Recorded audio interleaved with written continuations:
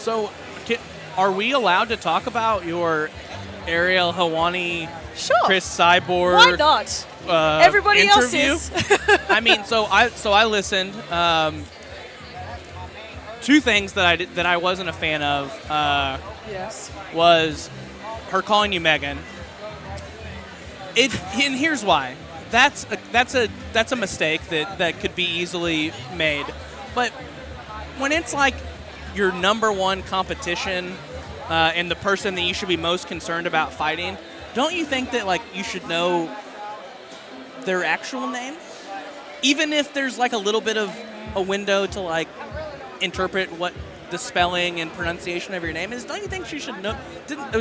Am I taking it too far? Am I reading too much into it? I feel like you're reading. I really don't care. I mean, I get good. it all the time, so That's I'm good. used to it. And it is a really easy mistake to make. Sure. Just because like it's the accent. The accent different.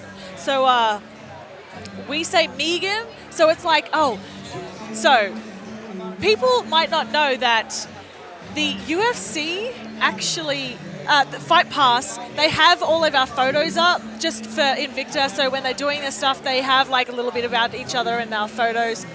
For me, because they kept pronouncing it Megan instead of Megan, they photoshopped my head onto the Walking Dead character Negan on his body, and they put it up. Know. So like they know it's Negan but with an M. I like that. I feel like I'm making statements. I'm now a character on The Walking Dead. So homeless infant on the live chat coming from the sky. Did you know Cris was coming on the call? I think it was staged. So I didn't know, but I wouldn't be surprised if Ariel already planned that. It's very Ariel-like. Here's what I would say. It wouldn't surprise me either, but he is such an MMA nerd that he seemed genuinely excited when it was going down. Yeah. So, he's not that good of an actor. Or is he? Maybe he is, yeah. Megan, Well, he did the same thing with Yoel Romero. So, like, I wouldn't be surprised if, like, he'd planned it.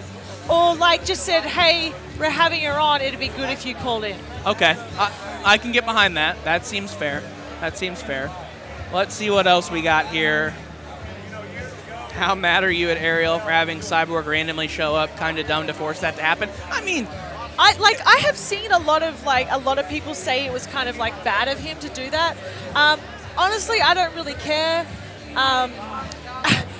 Actually, what happened is, for some reason on my phone, so if I'm on Skype and someone tries to call me, I press decline, obviously, because I'm in the middle of a Skype. Sure. But what happens on my phone for some reason is like Skype goes really soft. So I was like struggling to hear Ariel, and then Cris came on. Right. And she's kind of hard to understand as it is. That's accurate. That's correct. And so a lot of it is like me like trying to put my ear to the speaker so I could hear, but like I just pretended like I knew what she was saying, smiled, and I'm glad you clarified that, because when I was watching it, it seemed like that you were uninterested in the interview and you were like doing things in the background when your like face would get out of frame, but that makes sense that you were trying to hear what was going on.